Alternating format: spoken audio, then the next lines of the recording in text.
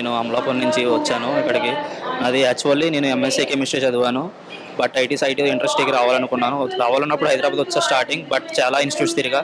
నాకు ఏ ఇన్స్టిట్యూట్ వెళ్ళాలో అర్థం అవ్వలేదు. ఎందుకంటే నేను కెమిస్ట్రీ బ్యాక్‌గ్రౌండ్ నుంచి వచ్చా. ఓకే. బట్ నేను క్వాలిటీ థాట్‌లో డెమో విన్నా. డెమో విని నాకు చాలా బాగా నచ్చింది అప్పుడు. బాగా నచ్చినప్పుడు నేను వెళ్ళి జాయిన్ అవ్వా. నాకు 6 మంత్స్‌కి జాబ్ వచ్చింది నాకు. డాక్యుమెంటస్ టెక్నాలజీస్ అని ఇక్కడ జూబ్లీ హిల్స్‌లో ఉన్నది company.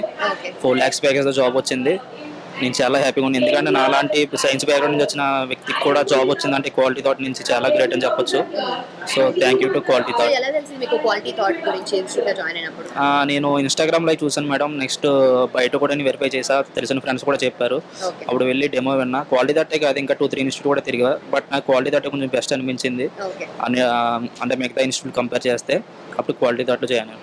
Okay. So placement team అనేది సెపరేట్‌గా ఉంది. ప్లేస్‌మెంట్స్ గురించి ట్రైన్ చేస్తూ ఉంటారని చెప్తారు కదా! సో ఎలా అనిపించింది అదంతా మీకు? నాకు ట్రైనింగ్ అయిపోయిన తర్వాత 3 మంత్స్ ఖాళీగా ఉన్నా మేడం. జాబ్స్ చాలా ఇంటర్వ్యూస్ అటెండ్ చేశా. బట్ నేను ప్రతి దాంట్లో ఫెయిల్ అవుతున్నా. వాళ్ళు వెళ్ళి ప్లేస్మెంట్ టీమ్స్ అన్ని కొత్త ఇంటర్వ్యూస్ అని వెళ్ళి పెట్టేసి షెడ్యూల్ చేస్తూ ఉంటున్నారు.